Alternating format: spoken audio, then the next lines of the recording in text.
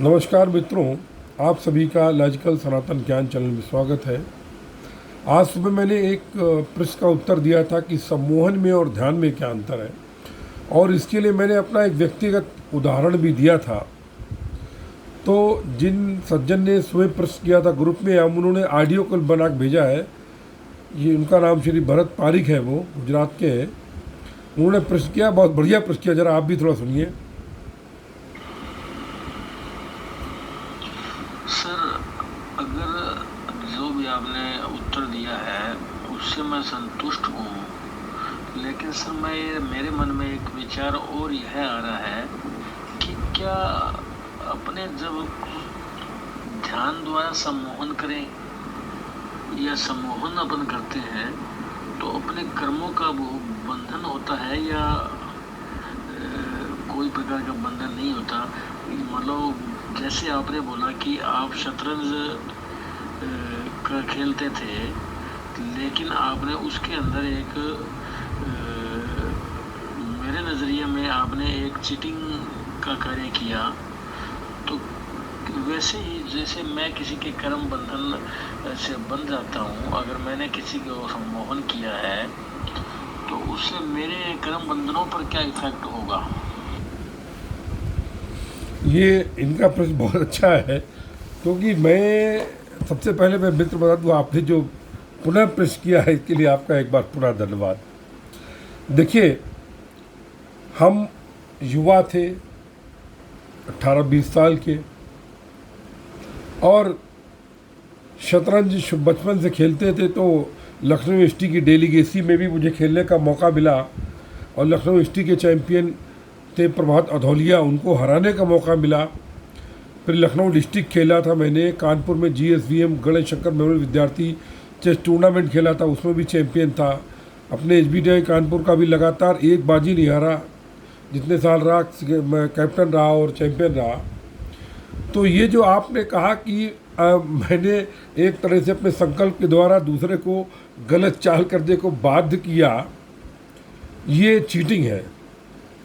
तो ये अगर देखें तो सूक्ष्म रूप में चीटिंग है, होती है। लेकिन किसी भी खेल में ये जायज हो जाता है। और दूसरी बात यह थी, उस समय मैं बालक था, मतलब 20 साल का, तो उसमें इतना अधिक आध्यात्म की ओर झुकाव भी नहीं था, कुछ जानता भी नहीं था। और आज जिस स्तर पर हूँ आध्यात्म में, उस स्तर पर बिल्कुल नहीं था। लेकिन ये मैं देखता था कि जब मैं चिंतन करता था कि सामने वाला ये गलत चाल चल दे, तो 100 में से कम 50 बार तो लोग गलत चाल, 50% चांसेस थे कि सामने वाला गलत चाल चल दे। लेकिन ये चीज़ जो थी, वो जो नेशनल चैंपियन थे हमारे टाइम पर, नासिर अली हुआ करते थे, नासिर अली के साथ चेस खेलने में नहीं हुआ। उनके साथ हारा मैं, एक को बाजी नहीं जीता, क्योंकि वो नेशनल चैंपियन थे नासिर अली। तो ये जो आप बता रहे हैं ये चीटिंग थी, मैं मानता हूँ। लेकिन क्या होता है कि जब खेल होता है तो आपके तन मन धन मस्तिष्क तीनों की स्पर्धा होती है। तो उस स्पर्धा में अगर आप संकल्प के द्वारा सामने वाले को हराते हैं तो कोई बुरी बात नहीं है। यहाँ तक कि जो पहले महाभारत के युद्ध भी हुए, उनमें भी लोग अपने तंत्र मंत्र यंत्र इन सब के द्वारा सामने वाले को हराने का, क्योंकि जब आप खेल में हो, किसी युद्ध में हो, तो आपका एक ही लक्ष्य होता है कि आप सामने वाले को कैसे हराएं। तो इसमें कोई मतलब ये है कि संकल्प के द्वारा अगर सामने वाले ने गलत चाल चल दी, तो इसमें एक तरह से जीत हुई हमारी, और क्या बोले कि ये तो जायज़ का कहा जा सकता है। लेकिन आज के स्तर पर अगर मैं कहूँ तो ये चीटिंग थी, लेकिन खिलाड़ी के स्तर पर ये चीटिंग नहीं थी।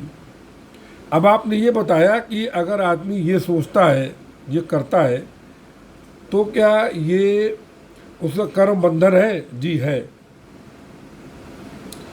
अगर आप ये सोचते हैं भी, तो एक तरह से आप संकल्प उदित कर रहे हैं, और जब आप संकल्प उदित कर रहे हैं तो कर्म फल संस्कार के रूप में संचित हो रहा है आपके चित्त में। आपके चित्त में संस्कार संचित हो रहा है, और वो आपको चित्त को मलिन कर रहा है। क्योंकि योग के तात्पर्य क्या होते हैं, ये मैंने अपने कई क्लिप में बताया है और लगातार बता रहा हूँ, मैं डीप में नहीं जाऊँगा, लेकिन ये योगी के लक्षण नहीं है।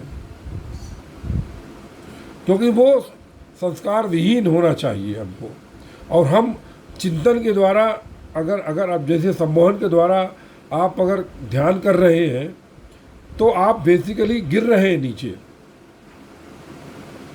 क्योंकि आप कुछ कर रहे हैं।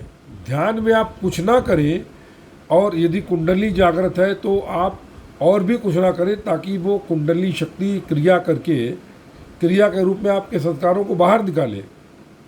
और आप ये सम्मोहन अगर कर रहे हैं किसी को सोच करके तो आप कर्म कर रहे हैं, संकल्प कर रहे हैं, तो आप कर्मफल पैदा कर रहे हैं, क्रिया के विपरीत का मतलब क्रिया को मतलब और कष्ट दे रहे हैं एक तरीके से, मतलब क्योंकि आपके संस्कार हो गए तो क्रिया को निकालने में और समय लगेगा। और संस्कार चाहे सत्गुणी हो, तमोगुणी, रजोगुणी कोई भी हो, ये बंधन होते हैं। लेकिन सत्गुणी जो संस्कार होते हैं उनमें ये होता है कि वो समय आने पर खुद विलीन हो जाते हैं। ऐसा हमारे गुरु महाराज स्वामी शिव तीर्थ जी महाराज ने कहा था, और ये सही बात है। मौका आने पर, समय आने पर सत्गुणी जो संस्कार है वो स्वयं क्षीण हो जाते हैं और आपको मुक्त कर देते हैं। चलिए, जय गुरुदेव, जय महाकाली, सर्वस्व ब्रह्म सर्वत्र ब्रह्म। आपके प्रश्न का एक बार पुनः स्वागत।